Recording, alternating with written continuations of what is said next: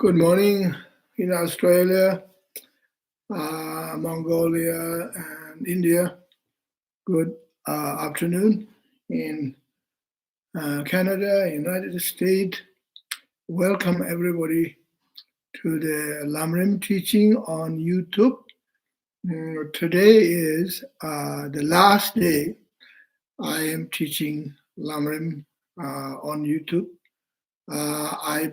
Have been teaching here since March 2020 to until now, almost a year and a half.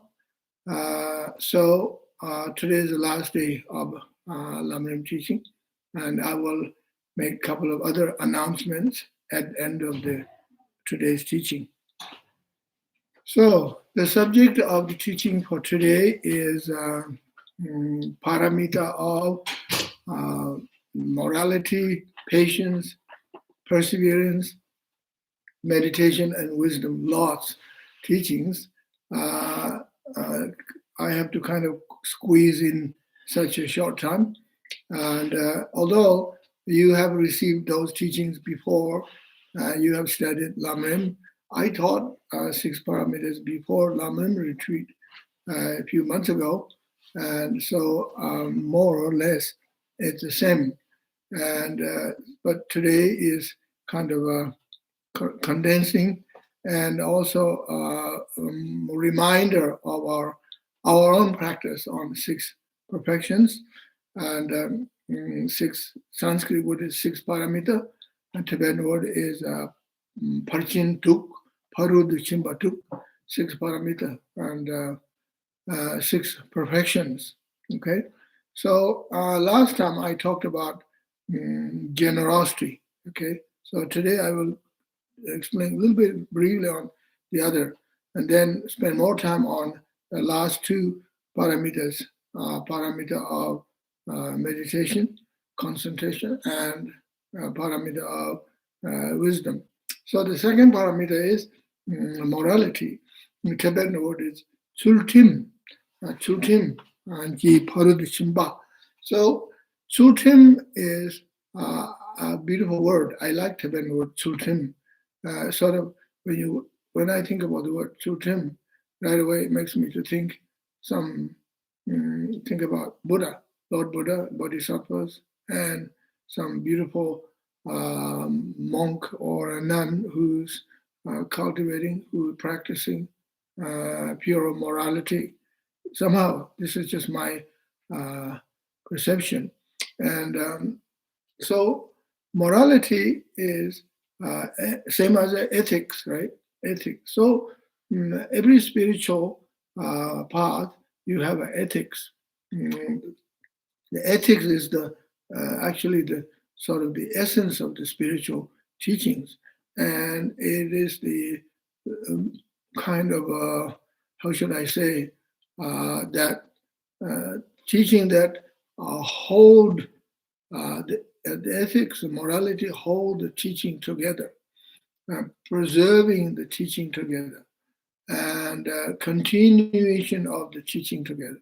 So as a Dharma practitioner like you and me, if we practice ethics, morality, precepts, vows, it will hold our practice together, keep the practice together in a good way or a good shape. It will not deteriorate. It will maintain and maintain our practice. So every time when we meditate on the precepts and vows and morality that we have, meditate on it, go through it, think about what is right, what's wrong, what's the right conduct, what's the wrong conduct, and so on and so forth. Then it is sort of renewing our morality, our precepts. It is like you are tuning up your car, and you change the oil and tuning up the car. Then the car will stay in a good shape and remain as a better car, last longer, right? For example, and everything like that. You see, everything, even material things like house and furniture, you have to sort of make sure it's all in a good shape, and look after them like that. So the morality practice of vows and precepts, right, keeps our practice in a good shape. And this is why it is important to uh, remember the vows and precepts and think about and go through, like we do six station Guru Yoga, and, and go through the list of the vows, like refuge vow, bodhisattva vow, and tantric vow, right? So it is a guideline, it is a, protection, and the vows and the precepts are like a fence, like you have fence around your property, fence on your land, and it protects the land. In English, they have saying, good fence makes good neighborhood.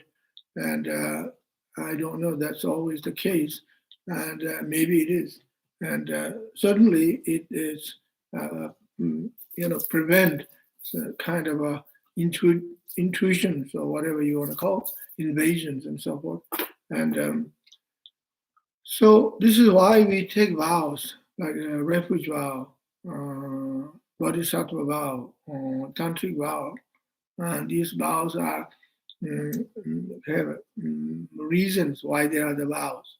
It's not like some kind of rule, rigid rules that made for people to control people, and like a crowd control, or kind of some like laws that made by some colonialist governments, to control people. It is not this way. Those are the worldly motivation, some samsaric motivation, right?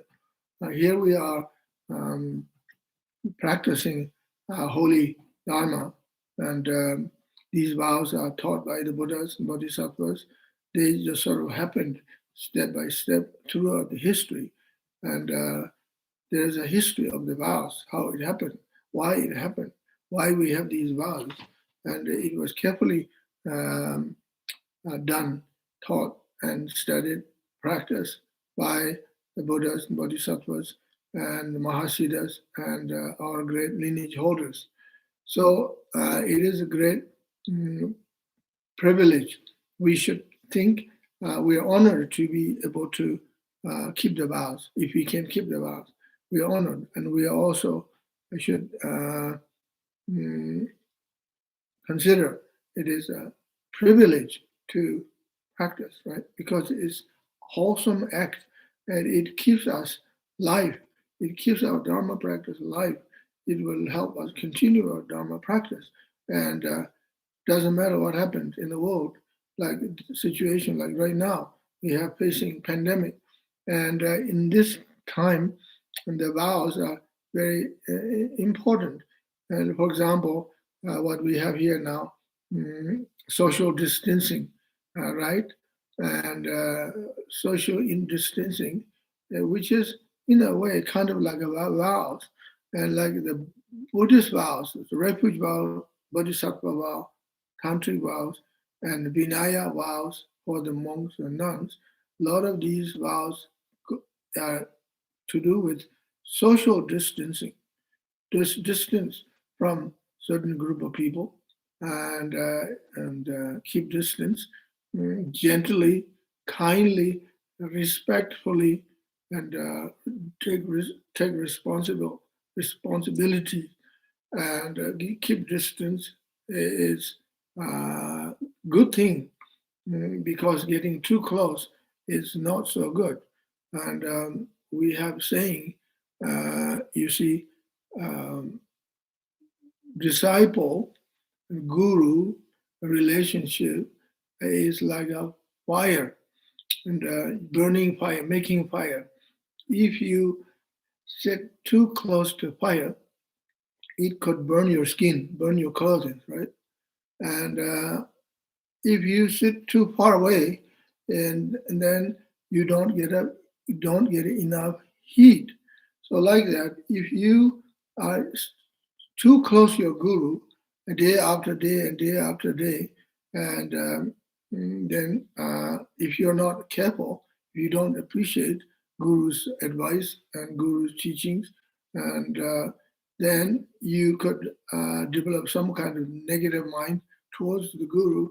You see the Guru as a human being, and you don't see the Guru as a bodhisattva or enlightened one, and then you develop negative minds. There could be problems like getting close to the fire, right? At the same time, if you are so far away from your Guru, or you see the Guru once every 10 years or once every 5 years, and the Guru comes, sit on a big throne, say, hello, how are you? And good to see you, give some initiations, and then take off. And Guru is gone, and you never see him again. And he doesn't even know you. There's so many of you.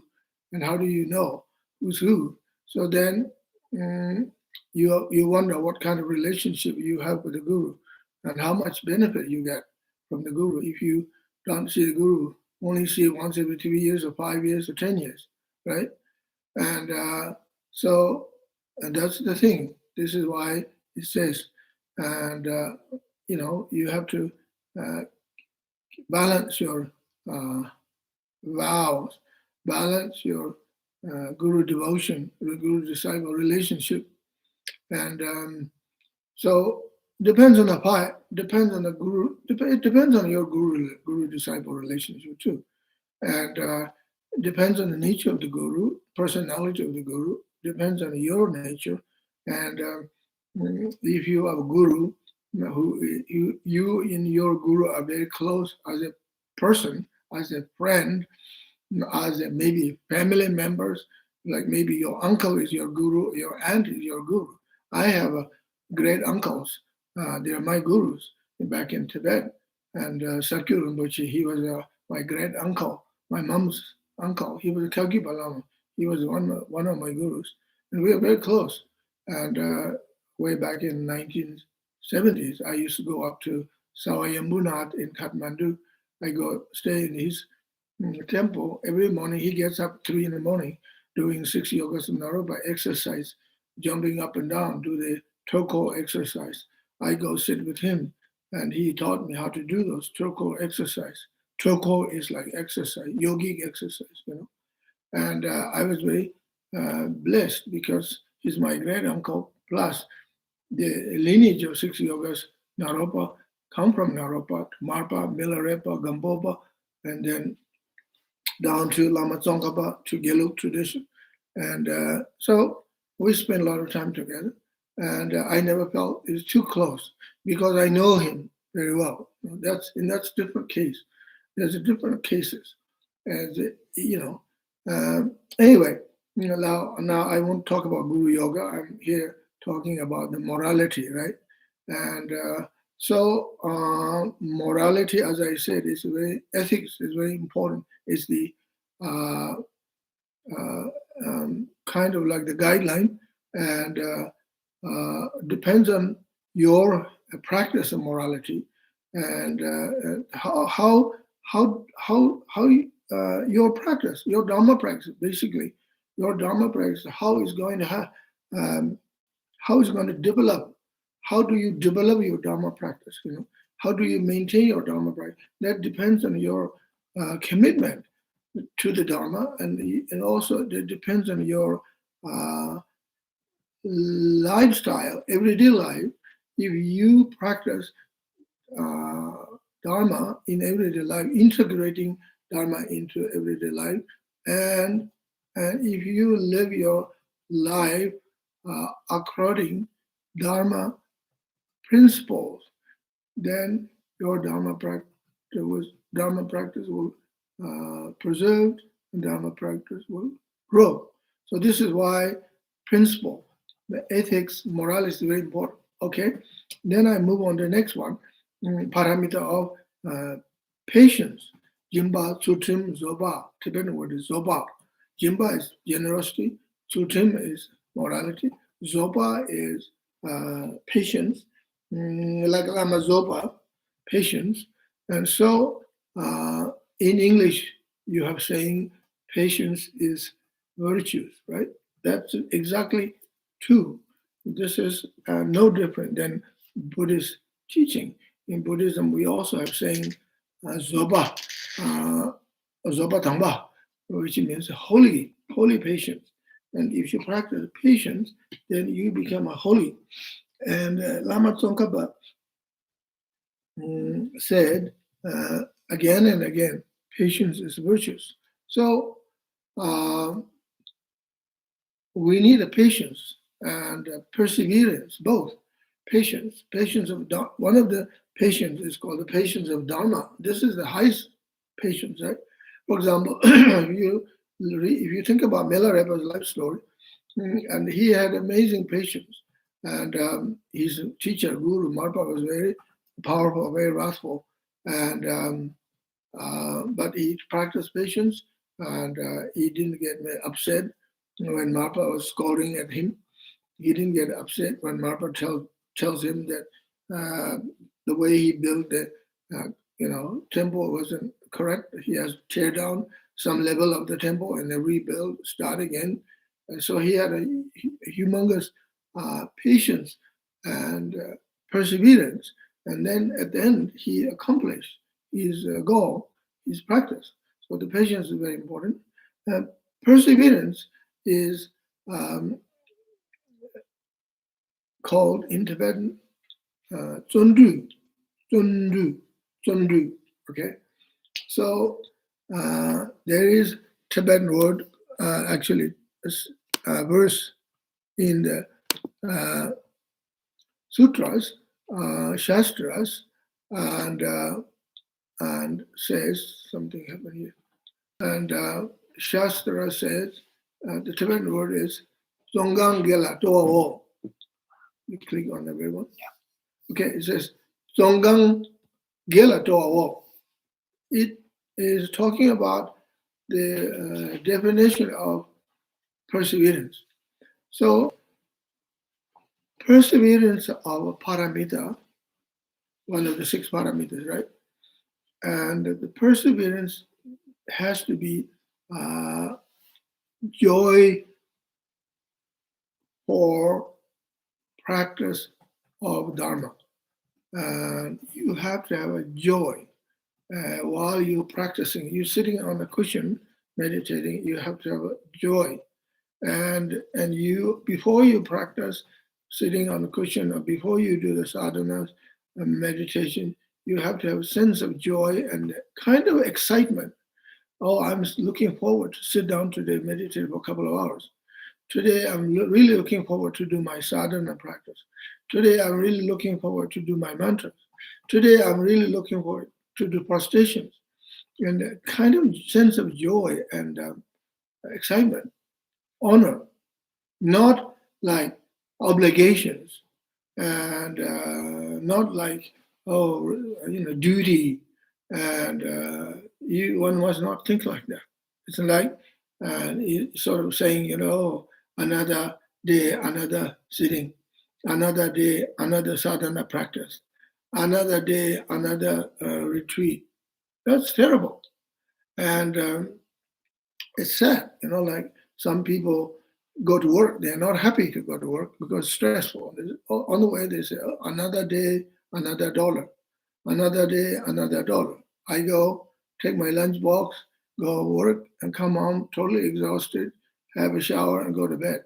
The next day again, get up, grab my lunch box, have a cup of coffee, go to work, come back exhausted, and go to bed. And then a week went by, a month went by, a year went by, and it's kind of sad, not very happy. And then you get old, and then your body doesn't work anymore. It's kind of sad story. I met one fellow at the hot springs. He told me that he worked on somewhere factory here, big mining company here near where I live, down actually it's Cominco. And he said he worked for 35 years every day, and get up in the morning and grab my lunch box and drink a cup of coffee, go to work, come home tired, go to work, come home, and didn't even have much time to spend his time with his children, exhausted. And then children grew fast, gone to university, gone. Well, they're lucky they've gone to university and gone, right? And but he said, kids are gone, no time to spend. Now I'm a retired old man. I'm sick. My body has got lots of problems, and so full of regret, not regret, kind of a sadness, sad, no joy. So that's a sad story. As a Dharma practice should not think another day, another sitting practice, another day, another sadhana. That's a sad thing. Instead of another day, here, another day, another opportunity, another day, another precious Dharma practice. I'm very fortunate. I'm going to practice. Every day I do my practice. I'm one of the luckiest person. And especially in this time of pandemic, and people are frustrated and bored, and because everything is locked down. Here I'm as a yogi or yogini, I don't have problem sitting in my house, and doesn't matter even 6 months, 1 year. So what? And we as a yogis and yoginis, we do 3-year retreat, right? And a lot of them, and some of them do 3-year retreat twice. I know some of the Kalu Rinpoche students did 3-year retreat twice. I have a yogi friend used to live in India. He did a Raja Yogini 3-year retreat 5 times, 15 years. He was happy. He did it himself voluntarily. Nobody told him he has to do, and he did it himself. So with the practice with joy, right, and with the joy, then it becomes serves the definition of perseverance. Tibetan word is Songgang Gela Towa Wo. Songgang, Songkang, Sundukang, which is perseverance. Gela Towa Wo. Ge is Gewa. Gewa is virtues. To means joy. And joy of practice Dharma. Then it serves the meaning. It is perseverance. If you don't have joy, you feel like you're obligated to practice Dharma, you're forced to practice Dharma. If you're not happy to practice Dharma, then it's not a perseverance. If you're not happy to practice Dharma, then you can't practice anyways. You're not going to practice. Nobody can practice Dharma if you're not happy for practice. If you're not happy to become enlightened, then you're not going to become enlightened. If you're not happy to become Buddha, then you're not going to become Buddha. You don't become Buddha accidentally. Nobody becomes Buddha accidentally. You say, oops, I guess I'm enlightened. Yeah, and my guru told me I'm enlightened. I never even thought I'm going to be enlightened. Does that actually happen? I don't think so. I never heard somebody said that I got enlightened accidentally, and that doesn't happen. And so there's a bird called accidental birds. I used to be a birder. I used to go and watch birds. So there's one time when I was in Australia, one bird flew all the way from Finland to Tasmania. Can you imagine? That's a long way, like maybe 10,000 kilometers, something like that. How do they know? Because he's got the ring on his foot, and they record it. This is some kind of Arctic terns. Get terns, this little bird called terns. They're like, they're not seagulls, the seabird, little one. And so somehow, maybe he got lost, who knows? Maybe he didn't get lost. Maybe he and a bunch of others, they all flew. And only scientists, they know this guy came from Finland because he got the record on his, what do you call those? Tag on his foot. Other terns don't have a tag so that you don't know where they come from. They could be from New Zealand or from somewhere else nearby, or maybe local, but they're maybe not local because the ornithologists, scientists, they know different species of birds, right? Now terns, I know terns. I used to see them on the beach.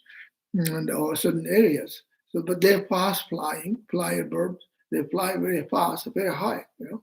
So, and the according books and ornithology and Peter, famous ornithologist Peter Roger Torres from America, he and also Audubon, James Audubon Society magazine talk about birds, this and that. There are certain birds that they call now they call accidental birds. So they flew somewhere because of tsunami, because of El Nino, because of weather pattern change, global warming, this and that. Who knows? They're called accidental birds. So there are accidental birds, but there's no accidental bodhisattvas. There's no accidental Buddhas, and there are Buddhas and bodhisattvas who fled from their homelands to places like India and then end up in Canada or America or Australia. There are bodhisattvas like that. They're forced to leave, not accidental. Anyway, so now going back to the subject, to the point, perseverance. So you have to have a joy. Okay, so I leave it there now, and then Jimba Chutum Zoba Zundu, Jimba Chutum Zoba Zundu something. Next one, concentration. Fifth parameter is something in Tibetan, and then fifth parameter is something, and concentration, and the sixth parameter is shut up, the wisdom. So let's talk about parameter or something. Okay, so something is just general term, and for parameter, samba is a mind. Tempa means stable mind, stable concentration, a sturdy concentration, right? Well focused concentration, well established concentration, and good concentration, and something. So then other words we use like shine. Shine means calm, abiding mind. That's also something, part of something, calm, abiding mind.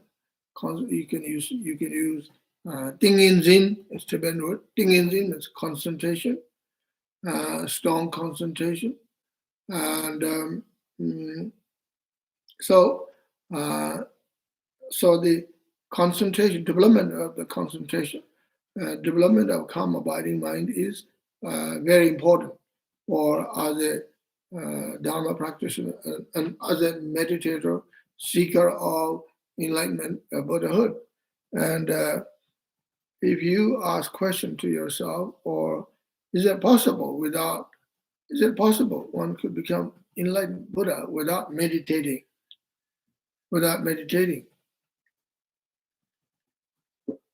Not possible. Actually, funny things, I saw some years ago in a bookshop, there's one book called Enlightenment Without Meditation.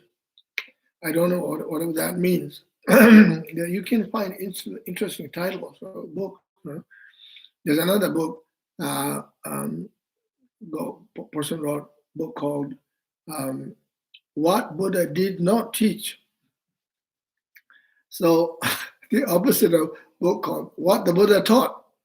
Walpola Rahula from Sri Lanka, famous Sri Lankan monk, wrote a book called What the Buddha Taught.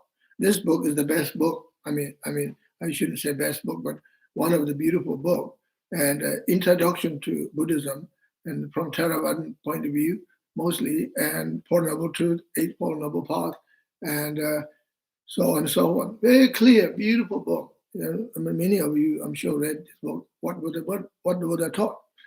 And then his Westerners wrote a book called What Buddha Didn't Taught. So I thought that was interesting. So how can you teach Buddhism with something that Buddha never taught? And so what are you talking about here? Are you talking about Buddhism, that's something Buddha never taught? So you're saying that you know more than Buddha knows? Or are you saying that you just discovered something and And because Buddha lived in India 2,500 years ago, and now I'm this modern days discovered something modern times, like kind of like Charlie Chaplin, modern times, modern time. You found something new Buddhism, right? And so here I am teaching Buddhism that Buddha never taught. So that would be interesting. That could be interesting, but same time that could be a little dodgy, And so you might become you. How do you become enlightened? Become Buddha? You follow some teaching that Buddha never taught, and that is not possible from my personal point of view. But if you do become enlightened, and then maybe not according to Buddhist teaching, maybe you got your own enlightenment, right? That's okay. As long as you're happy, that's fine. But bottom line is you're happy and healthy and you become holy. I wish you become holy, happy, and healthy. 3HO, 3H, happy, holy, and happy, holy, and healthy. That's what we all need, That's what we want. That doesn't matter. Anyway, but when the fellow is talking about what the Buddha didn't taught, maybe he's talking something that Buddha didn't talk. What is there something Buddha didn't talk? It's possible. Buddha never talked about Tesla. Buddha never talked about YouTube. Buddha never talked about Zoom, and I don't think Buddha ever taught about nowadays we can teach on Zoom or YouTube. I don't think Buddha taught that time, and there's no need to talk about why. Does that mean that Buddha doesn't know that future there will be Zoom, there will be YouTube? Of course, Buddha knows. Buddha knows everything. Buddha knows past, present, future. But there's no reason to talk about that time.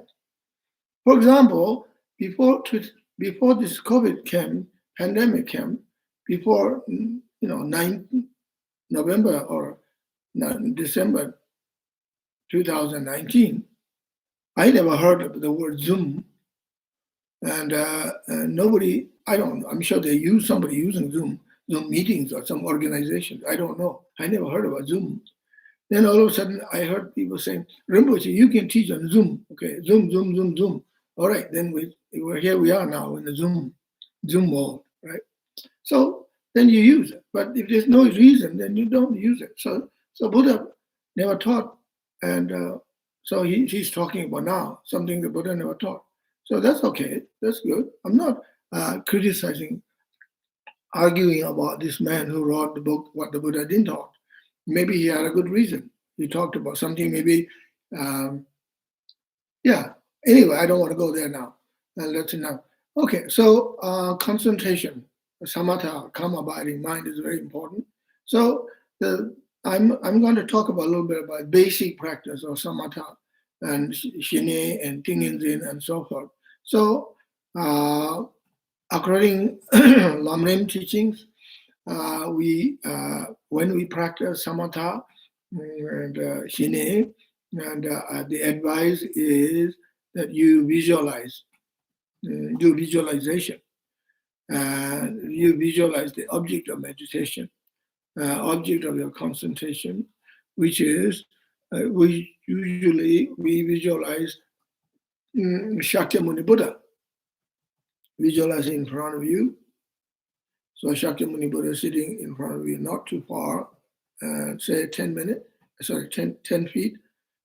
I said 10 minutes, 10 feet, and around about 10 feet, yeah, probably, or maybe 6 feet in front of you, above you, and imagine this beautiful space, empty space, clear space, blue sky. Then visualize lotus cushion, moon cushion, Shakyamuni Buddha sitting on it. Buddha is wearing beautiful saffron robe, orange robe, burgundy robe, and one face, two arms, right hand is touching the earth with the mudra of touching the earth. Left hand is mudra, in the mudra of a meditative echo pose, holding the ball with the nectar inside. The Lord Buddha sitting. You visualize Buddha. Then you concentrate your mind. Focus your mind there. and you concentrate, and this way you can develop concentration. In order to develop concentration, you have to concentrate, right? And you have to focus your mind on the Buddha and trying to be concentrated with a single point in mind, overcome all the obstacles. Usually there are two obstacles, two main obstacles. One of the obstacles is called dullness mind or sinking mind. The other obstacle is our opposite one, wandering mind or agitation. So you overcome those, constantly visualizing Shakyamuni Buddha. So this way you can develop concentration. This way you can overcome your dullness mind, sleepy mind. This way you can overcome agitation mind and wandering mind, constantly meditating. So this way you can develop Shine, Tibetan word, and so you can develop and what we call in samatha, first semjokpa, Tibetan word. Semjokpa means you focus your mind to the object, placement, and semjokpa, Tibetan word, and placement. You focus your mind on the object, semjokpa. Okay, and then next thing is we call jundu jokpa. Jundu jokpa means continuously you focus mind on the object. Okay, and then after that, what we call lente jokpa. Lente jokpa, and lente jokpa means what we call patch-like concentration. Patch-like concentration. First concentration, jundu sim jokpa means just focus the mind, put the mind on, focus on the object. Jundu jokpa means continuously concentrating on it. Now, lente jokpa is called patch-like concentration. So what does this mean? Say I got the rope here, my rope, right? It's got a hole on it, and then you put a patch on it. Patch. Yeah. This is a wrong color of patch. And such a big contrast there, right? And so this is too bright blue, or you can put something else. Another one, another close, similar color, red one, burgundy, to cover that hole. That's the patch. This is patch, right? So it's called patch-like concentration. Imagine your mind is like a patch, put it on the object. Buddha. So this is an interesting example, interesting, what do you call it, analogy or example. So imagine your mind is like the patch, put it on the Buddha. Or imagine your mind is like a bandage, put it in the Buddha's hand. How would you feel? If I'm sitting here meditating, then my mind is here in my head. Usually Westerners think about mind is the head, right? And interestingly, in Tibetans, we think mind is here. When we say mind, you put like that. Here, heart, mind is here. My mind is here. Westerners say, my mind here. You go like this, right? So here, your mind is here. Now you go over towards the Buddha, put it on Buddha like a bandages. Have you ever thought about that? No, I don't think so. If you think about that, it would be interesting. So then you kind of become close to the Buddha. It's not like you're grasping on the Buddha. You're clinging to the Buddha. Buddha clinging or Buddha grasping. No, you with the idea of concentration, right? This is very interesting, like the bandages. This is not a bandage solution. Okay? This is definitely not bandage solution. Okay. I remember one time I was in Bodh Gaya. We used to go pilgrimage to India. One of my students, she's a poet, she's a writer. Because she's a writer. So we were going around the Bodh Gaya stupa. Oh, there's lots of beggar kids running around. Oh, Madame Bakshish, Madame Bakshish, Madame Bakshish. And so some people give them peanuts, some people give money, some people give bread. Then if you give money and then too many kids come and they jump on you, it's not very wise and not very healthy, too many of them. So one day I was walking and this lady is sitting under the tree. She's giving bandages to the kids. So I said to her, "What are you doing?" And I thought it was funny. I was laughing. She was laughing. She's a very sweet woman. She's laughing. I said, "What are you doing?" She said, she laughed. She said, "Band-Aid solution." So, and actually it worked. So what happened? Usually they harass you, right? So she gave her bandages and they look at the bandages. And some kids have never seen it. Some kids they know and they just throw away. They walked away, left. So that's it. They're not going to harass you anymore because they don't want the bandages. Some kids, they took it in case they're hurt. Or some kids already have a sore on their foot. They put it on. So she was laughing. She said, "Rinpoche, Band-Aid solution." It worked. So I'm not talking about here. This is Band-Aid solution. You put your mind to the Buddha like bandages. Or, but patch, okay, like patch. Patch like concentration. But actually, when they talk about patch like concentration, doesn't mean you have to put your mind on there, onto the Buddha. But in one hand, it is like putting your mind onto the Buddha. That's why they talk about patch like concentration, right? It somehow it kind of clicks, right? Like blue tag or chewing gum. Or there's anything that's sticky stuff, right? Or scotch tape, and you hold it scotch tape and put it between two papers, and then hold both pages together instead of a regular glue. And there's many things we can do with it, right? Like that. Anyway, patula concentrate. You concentrate there, stay there, okay. And then lending job. Nyewaran jobba. Tibetan word. Nyewaran jobba means stay closer to the Buddha. And then after that, tuwa cheba, showa cheba, number showa cheba, chejing to cheba, nyambaran jobba. Well, these are the Tibetan words when you're developing concentration. Tuwa cheba means make your mind peaceful. So this happens naturally. So you sit here, visualize Shakyamuni Buddha in front of you for a long period of time, then your mind becomes very peaceful. I met one person in Toronto many years ago, and she said the reason why she became a Dharma practitioner or meditator, she went to the Royal Ontario Museum in Toronto, and there's old wooden statue from China.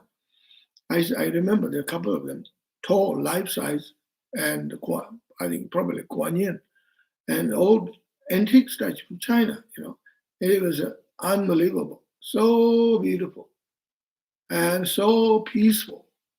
I was there, I was walking around looking at it, so peaceful.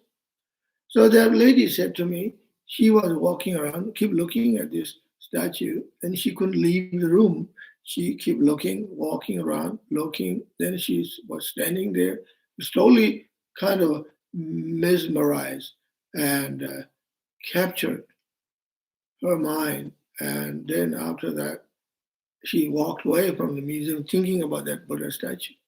Then she sat with the Buddha statue. Then she thought, well, I want to go to the Lama teacher, sit in front of the teacher, meditate, live person, right? That's why she came to our temple, Gandhin Choli, in Toronto, 637 Christie Street. Our center is still there. Beautiful. We have beautiful center, beautiful temple. And right now you can't go there because the social distancing and COVID, but hopefully we can open the temple soon. And same here. And so this lady become meditator because of the just statue influence her mind, And this is really amazing because the statue was, in a way, the statue was talking to her, explaining, how to meditate, why meditate. And I like to tell you one thing. And Nagarjuna, famous Indian Buddhist master, wrote a text called Shitting, Tibetan word. Shitting was letter to the friend. The book of the text is called Letter to the Friend. In this book says, Chitra Dishi Kusu Shingliching Jiba Chinda. I don't remember now Tibetan word. I haven't said this word so many years, so a long time ago. Basically Jiba Chinda Ching, something like chut, which means the statue of Buddha can be silver, can be gold, can be copper, can be wood, can be stone, it could be mud, can be anything. Doesn't matter. You should respect these statues equally. Doesn't matter what it's made of. There's no difference between the statue of solid gold or solid mud. No difference. Both are Buddha statues. Both are very, very valuable. They are both a holy object, and it has the impact to your mind if you sit in front of the Buddha statue. And you should make offerings. It becomes the object of your reverence and object of your pay homage. And Chita Deshi Kusu Shili Jiba Chinda Chuyang Kebe Che. Okay, now I remember. Chita Deshi Kusu Shingli Jang. Chita, just the statue of Buddha made of shing, which is wood or whatever it's made of. Jiba Chita Chuyang Kebe Che. Kebe Che means the wise should pay homage, make offerings. Okay, so I'm talking about the benefit of the visualizing Buddha Shakyamuni.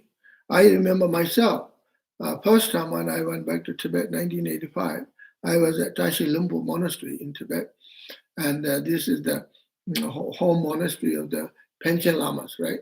And I was there, and I walked in the shrine room, and I sit there. I look at one of the Buddha statue there. Is so beautiful. Well, there's actually a great statue of Maitreya Buddha, which is about 4 floors, three or four, I think 3.5, maybe 4 stories. Not that one. Another on the side, a small Buddha statue. I sit in front of him there. I felt that he was saying, "Welcome back to Tibet." After I left Tibet 1959, right? I went back 85. So 59, 85, long time.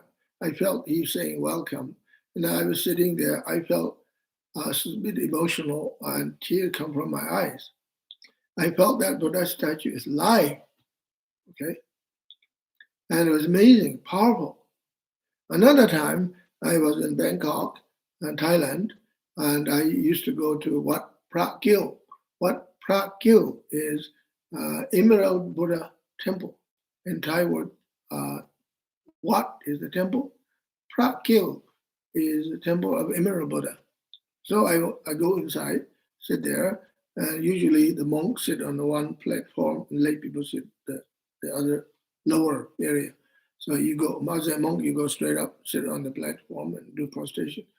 And then you could be all by yourself, or maybe there's some few other monks. Anyway, I was there myself. And then I sit, and there was a Emerald Buddha statue way up there. And then there's other Buddha statue, standing ones. And there's another one, standing one in front of me. I felt the same way, like I felt one in front of the Buddha statue in Tashi Limpo Monastery in Tibet. And this Buddha is saying to me, "Welcome to Wat Phra Kyo. Welcome to Thailand. Welcome to Bangkok." Bangkok is an English or French word, and Thai word is a Krong Thip. Krong Thip Krongthep Mahanegong. That's the name of Bangkok. Which Krongthep means city of gods. City of gods. In Tibetan capital, it's Lhasa. Lhasa also means city of gods. Ha is God, Sa is earth, place. Interesting coincidence, like the capital of Thailand, capital of Tibet, both are called same thing, city of gods. So it was like that to me, and I felt it was wonderful.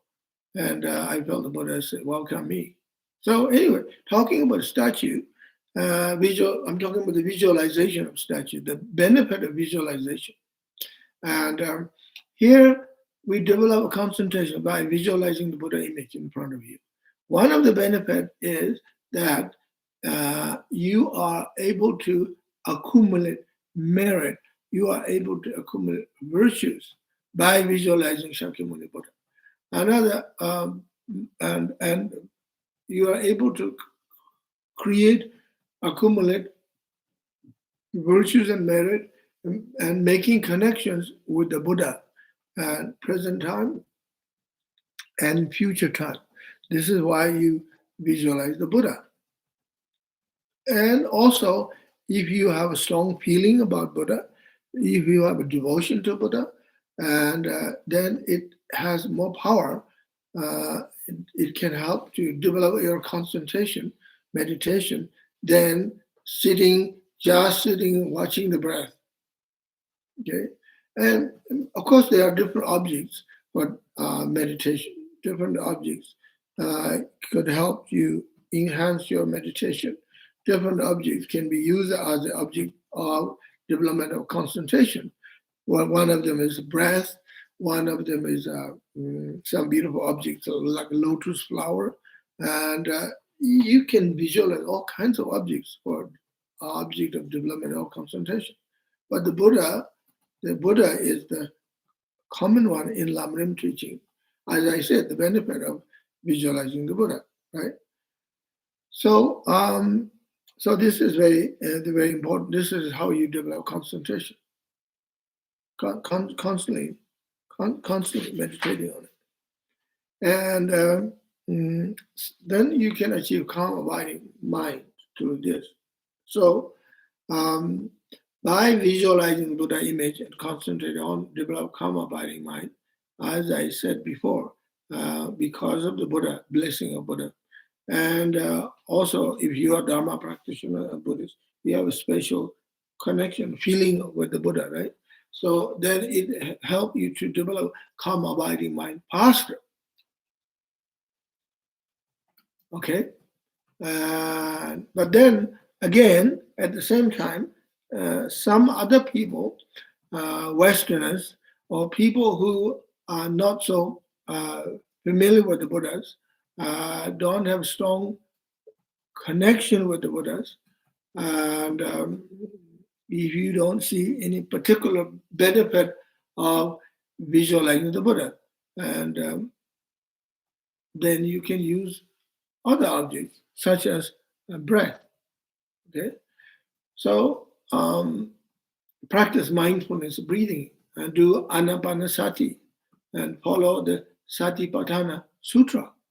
Okay, so this might be better for some people.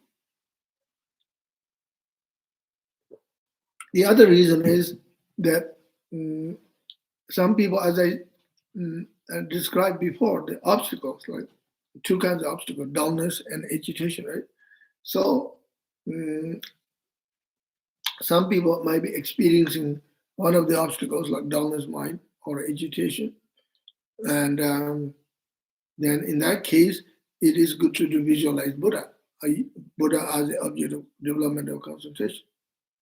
But then some people may not work that way. It might be better to do the breathing meditation and focus your mind on the breath. Okay, so then you do basic anapanasati. You sit comfortably and breathe in through both nostrils, breathe out through both nostrils, breathe in and out, breathe in and out, breathe in and out. Now the breath becomes the object of your meditation. This is why we call mindfulness of breathing. Anapanasati, Anapranasati. Sati is mindfulness, prana is breath, Anapranasati, right? So develop this way. That's one way to develop concentration. Then it helps you relax your body. And because breathing in, breathe out, breathe in, breathe out, relax your body, relax your mind, release the stress, and relax, and more relax.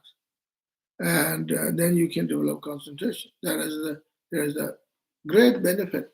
There is a sense of, there is kind of beauty of the song this way, right? And use the breath as the object of development of your calm abiding mind. Samatha.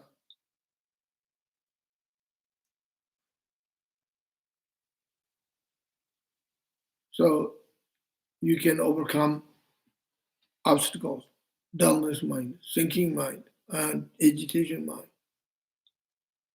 Meditate on it. Meditate on breath. Okay, so we're going to do this time short meditation, not breathing meditation. I would like to lead meditation, a visualization of Shakyamuni Buddha, short meditation. Then after that, I will talk about Shunyata, last paramita, and combining Samatha, Vipassana together. Samatha, Vipassana combined together. This time, we're going to do visualize Shakyamuni Buddha as an object of development of concentration. So, as I said before, please visualize Buddha in front of you, about 7 feet, 10 feet from away from you, above you, and Shakyamuni Buddha sitting on the lotus moon cushion. He's wearing beautiful burgundy color robe, orange robe, saffron robe. Buddha Shakyamuni's face is very clear, beautiful, peaceful, and very powerful, and compassionate mind. Then Buddha is called right hand with the mudra of touching the earth, left hand is in the mudra of meditative echo pose, and holding inside bowl, holding the bowl in his left hand. Inside the bowl there is the nectar of long life and good health. Now visualize Buddha Shakyamuni in front of you. Focus mind there and concentrate. And we're trying to develop concentration by visualizing image of Shakyamuni Buddha.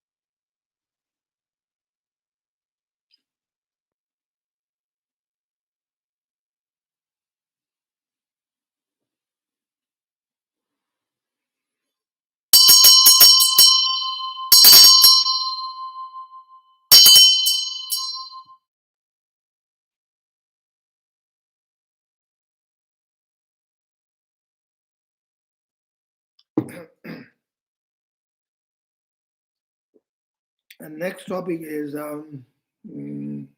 vipassana or shunyata. So again, I taught this before.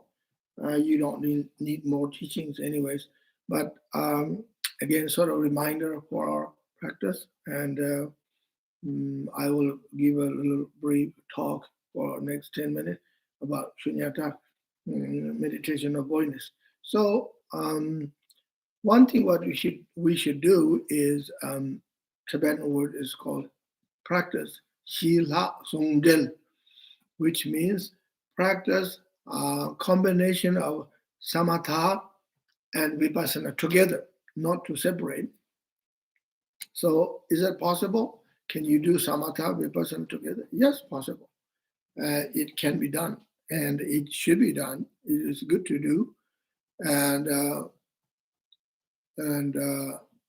so because samatha is shunyata, and samatha itself is emptiness. Everything is emptiness. Everything is shunyata nature, right? In one sense. So why not combine them together since they are one? And so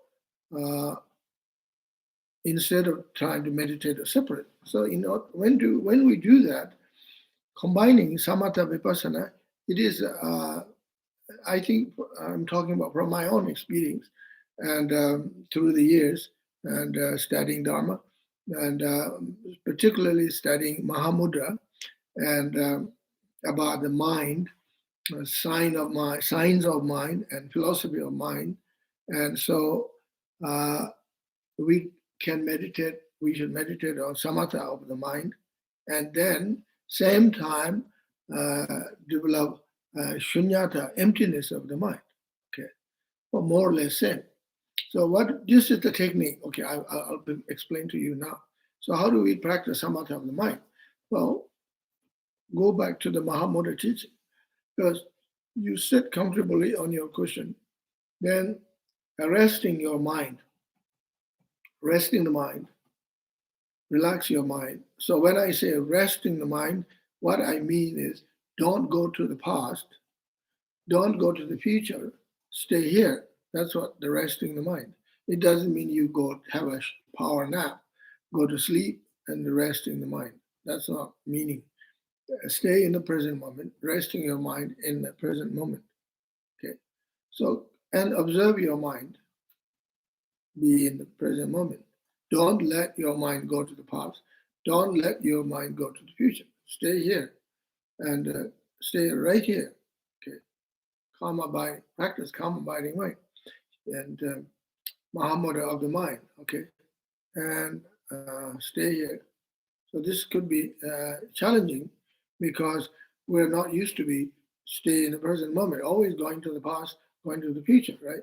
Thinking about past, what happened, and then planning something about future, what you want to do. Tomorrow you want to grow vegetables or build a fence and put some fertilizers and stop the birds coming in, or trying to stop bears and animals, rabbits, to stop them coming and chew up your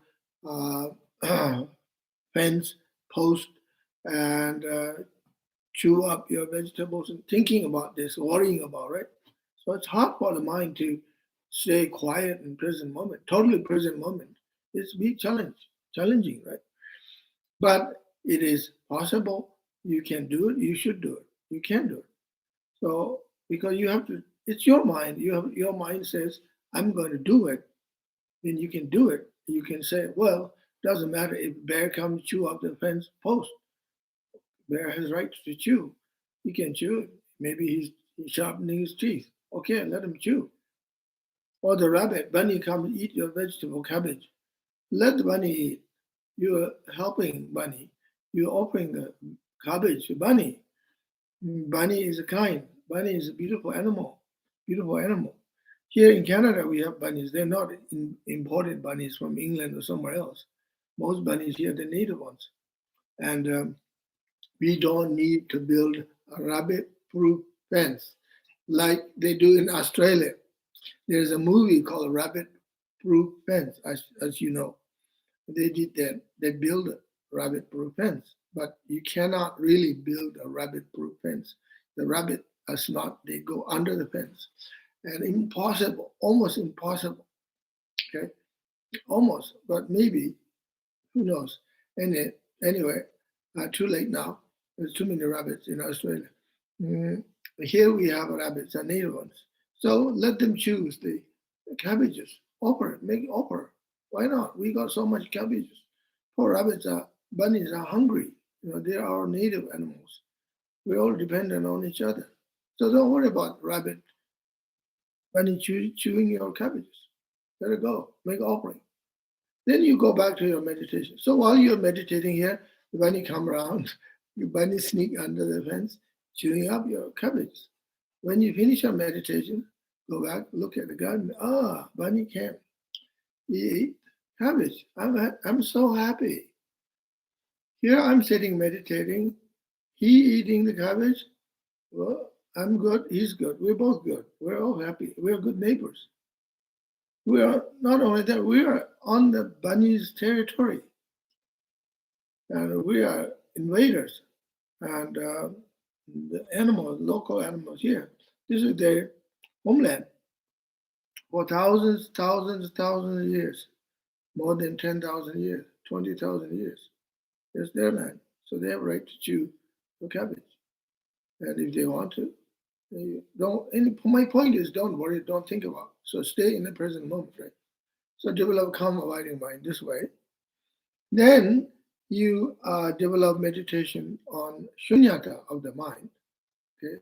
So then to do that, you have to do analytical meditation. Okay. Analyze your mind. Your mind. Okay. So what is mind? What is the definition of mind? Analyze. Bring the question of what is the definition of mind. Okay, according Pramana Vatika, Pramana Sutra, Pramana text says, debate and logic says that definition of mind is clear and knower. Clear and knower. Okay, I look at my mind, I see my mind is clear. Sometimes I see my mind is dull, sleepy these days. And but it's lower. I know my mind. I see my mind. I see other things. So that's perfectly good definition. My mind is clear and knower. Clear and knower. What about excuse me? What about emptiness? He says, "Sem tongba o, tongba ni zulu zulu, tongba ni yimai no." Number shiba, nam tongba o. Seven word from the Hot Sutras. Zul tongba o. Form is emptiness. Sem tongba o. Mind is emptiness. Tongba ni zul. Emptiness is also form. Likewise.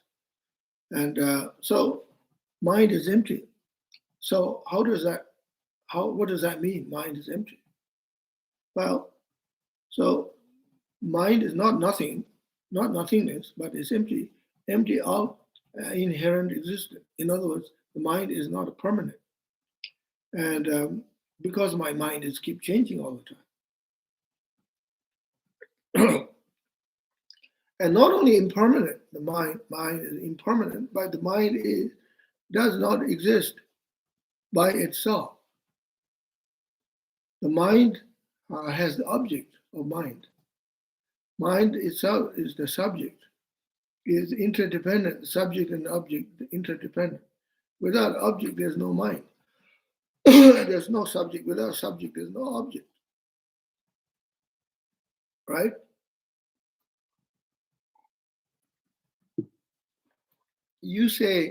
Let's say you say to yourself, tomorrow is full moon.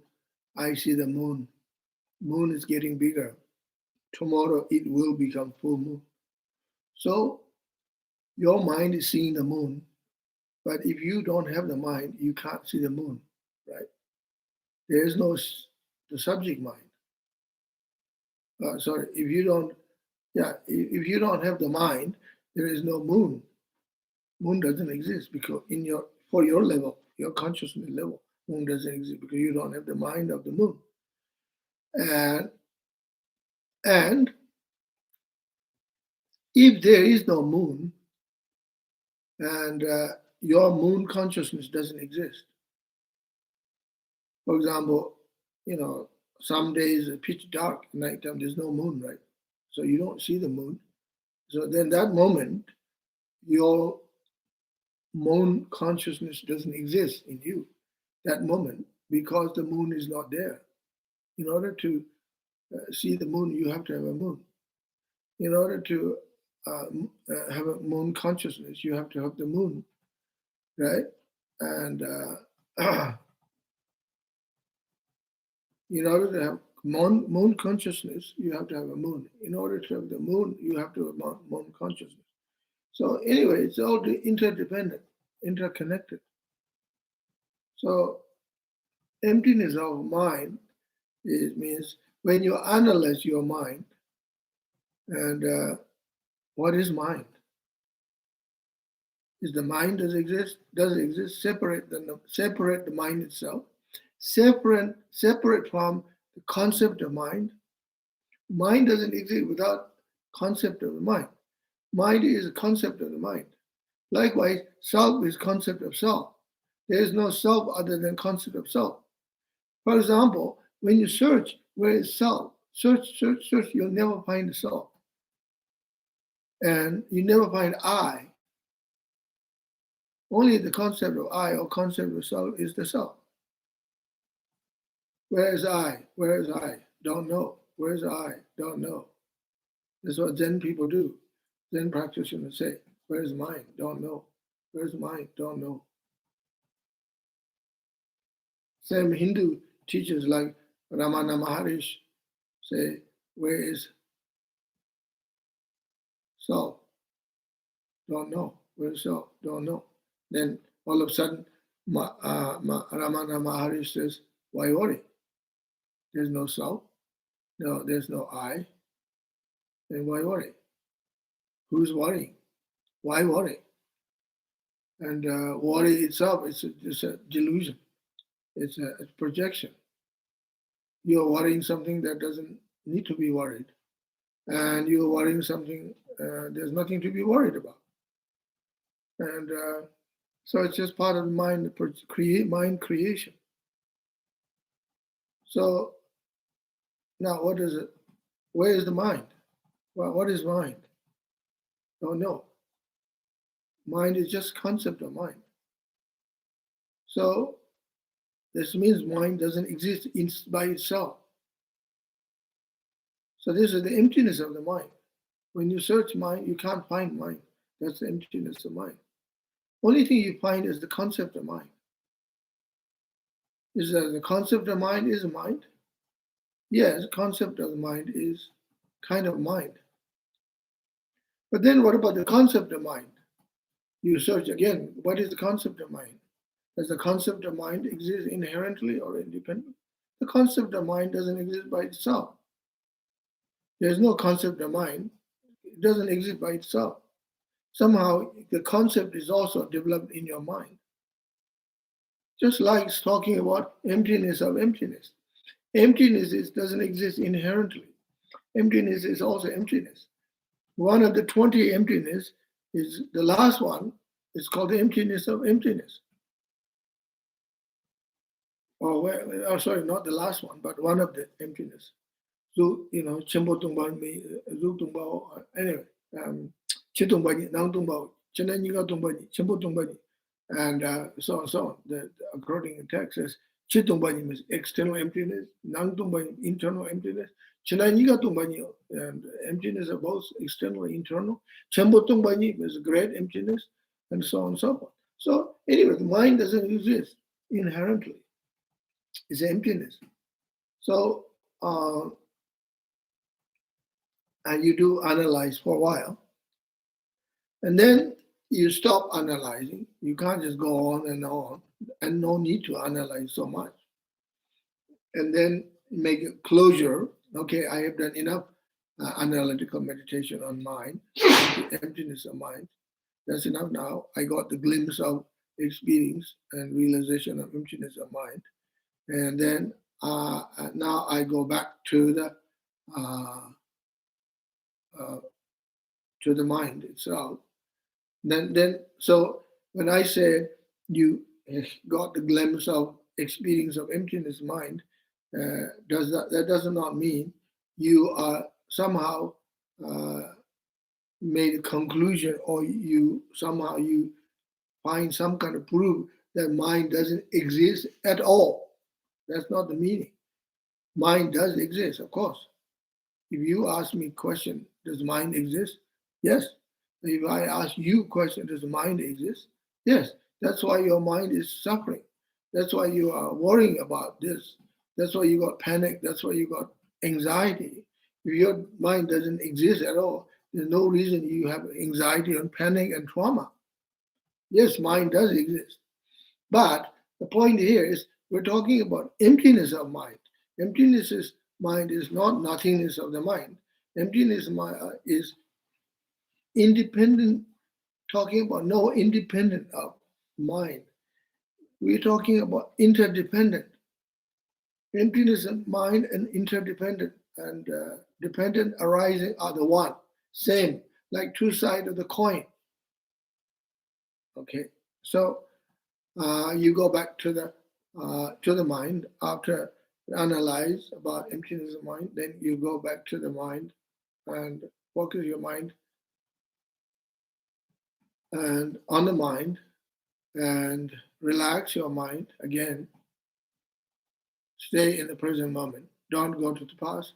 Don't go to the past. Don't go to the future. Don't analyze anymore. Don't debate anymore. Don't ask questions anymore. Just relax your mind. Develop calm abiding mind. Tulwa Cheba, Tibetan word.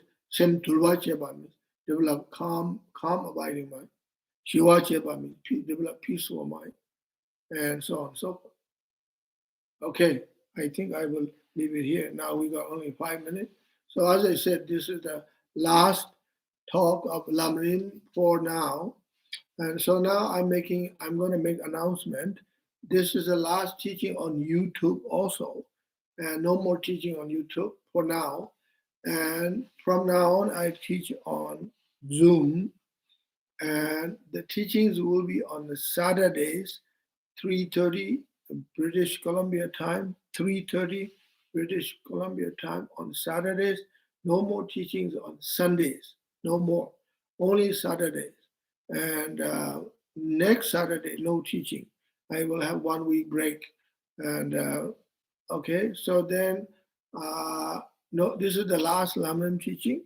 And then I'm giving Green Tara Empowerment on June the 5th, Saturday at 3:30 British Columbia, Canada time. I will repeat again.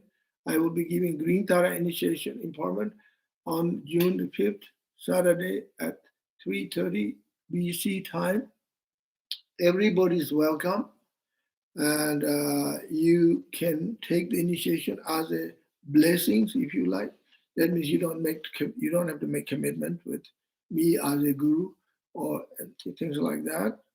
And then after that, on the Saturday the 12th, every Saturday, starting from Saturday the 12th of June, I will give teachings on Tara, 21 Taras. One Tara, 1 week. The first Tara, I will introduce the first Tara on June 12th. I will give long transmission of that particular Tara mantra, and then I will teach about the benefit of Tara practice, that particular Tara practice, and do visualization. And you are welcome to join that. And then after that, Saturday after that, I will teach about the second Tara, and then go on and keep going like that. That's all on Saturdays. Okay, so it's clear. And if you're not sure, if you forgot or something, please go to the website gardenforthewest.org, gardenforthewest.org, There's the teaching schedules, everything there. You can also go to the buddhaweekly.com, Buddha Weekly, and there's lots of teaching that I gave on YouTube, and this information on Thara initiation on June 5th and teachings on June 12th and so on every Saturday. It's all in on Buddha Weekly, posted already. So you can go to the either buddhaweekly.com or guardianforthewest.org. And then on top of that, you need to know how to connect with the Zoom, and also Guardian for the West website explains how to click or connect on Zoom. Okay, so the site for the Zoom. All right, thank you very much, and all the best. Have a good weekend, next weekend, and I'll see you on June the 5th and 12th and so on. Now, this moment, if you have any questions about paramitas, and particularly samatha or shunyata, you're most welcome.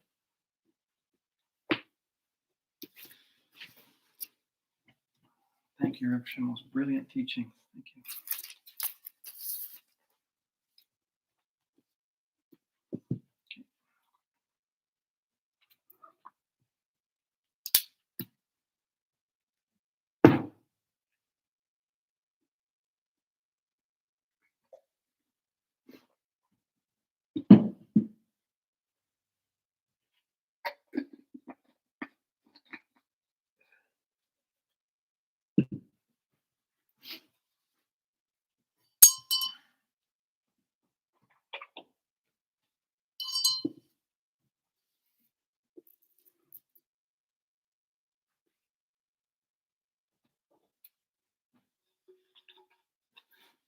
Yeah. Any questions? Not yet.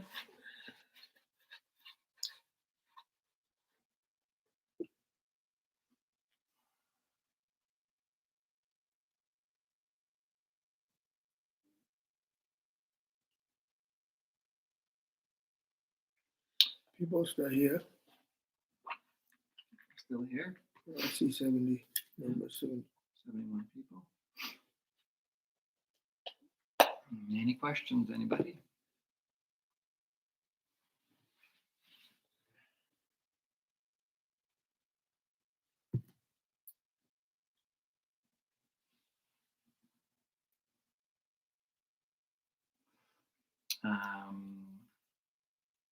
Junior Coconut Kiwi asks, can I have multiple gurus? Multiple gurus. Hmm. Multiple.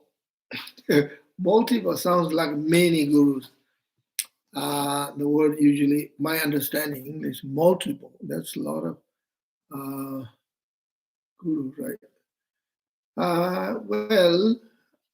But okay. The question, for your question, I ask question. First, do you need a multiple gurus? Okay. You should question you should ask that question to yourself. Do I need a multiple gurus? Okay. It's like, do I need multiple cars? Do I need multiple computers? Do I need multiple bicycles? And basically multiple means many, right? Do I need that? You ask question to yourself. Then you'll find the answer. And because if you have one guru and perfect guru, more or less, or good guru, if you have developed good relationship with that guru, then you don't need many gurus. Actually, it's better. Okay, this is my advice.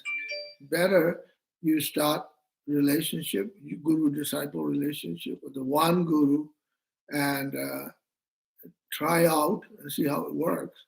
And that's better than have several gurus, running around with different gurus. You don't even have time to develop guru-disciple relationship, right? It's why do you need 5 cars? You can't drive 5 cars at the same time. The more you have a car, more trouble and more expenses, and you don't need it. One good car is good. One Toyota, and good. Toyota is what a feeling. And that's it. And you don't need many cars, right? And Japanese cars are very handy, very good. They last for a long, long time. You can drive for 300,000 kilometers, or even 400,000 kilometers. So anyway, so yeah, and sometimes people do have, uh, 2, 3, 4 gurus. It just happened not because you are running around searching for or gurus or guru shoppings or window shopping kind of thing. You don't do that, but this happened because the gurus come by. Not these days now, unfortunately. World has changed so fast, especially COVID come. Gurus don't come. We don't go to the gurus because of social the COVID problems. But soon this too will end, I hope. Then you can travel, see the gurus. Gurus could come over. So in the past, what happens? Gurus come back in 1980s and 90s. When I lived in Toronto, we had so many precious guru came. Sabji Ling Rinpoche, Lati Rinpoche, Tara Rinpoche, and Kanka Jetundama Rinpoche, Kalu Rinpoche, and Karmapa, His Holiness Dalai Lama, and so on and so on. All the gurus came by, so you go receive teachings, and you're very fortunate. Then you make connections with them, and if you made commitment with them as your guru, then that's fine. And as long as my bottom line is, as long as your mind doesn't have confusions and you see all the gurus are one, like we are Hindu tradition, they are saying all gods are one and gods are many at the same time. Same in Buddhism, all Buddhas are one and Buddhas are many at the same time. Likewise, all the gurus are one and gurus are many at the same time. So they are, of course, not the same exactly. They are different people, different age, different upbringing, different personalities. Leave those on the side. What you're getting is the same teaching, same essence. So you can have 2, 3 gurus if you like. I'm not sure about multiple, which means lots. And but it's up to you. You have to see what happens. Good, thank you. That was wonderful. Ian says, Rinpoche, so the mind is only ever just reflecting whatever object is arising internally or appearing externally, even the act of resting the mind. So is that question or sharing your view? Thought? Yeah, I think he's making a statement here and asking, is this the correct view or not? Yeah, yes, more or less. Yes. Yes. Sorrow. Sorrow. Sorry, I like the word sorrow. something like that. Something like that.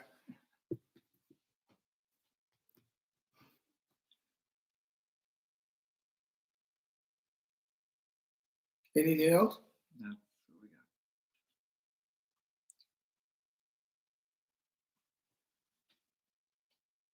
Yeah, actually, what can you read that again? Yeah. Ian's question.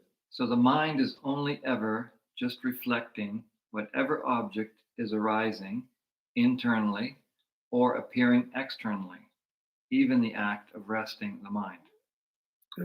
Basically, he's saying reflection, right? Mm-hmm. Reflecting. Mm-hmm. The moon and the water kind of thing. Yeah, that's fine. That's Mm-hmm. good. That's good. Good way of putting it together. Mm-hmm. That's good. Okay.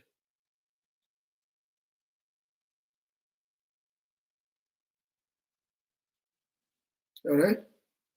I think we leave it here now. Okay. All right. Well, thank you very much. Thank you. Wish you all the best. And then, as I said, today is the last teaching on Lam Rim and last teaching on YouTube. So there's no teaching on next Sunday, and June the 5th, I will give a Green Thara initiation at 3:30 BC time. And I'll see you then if you come to that. And all the best. Take care of yourselves. And I pray for all of you for long life, good health, happiness, and Dharma flourish. Thank you. Thank you so much, Rinpoche, for these teachings.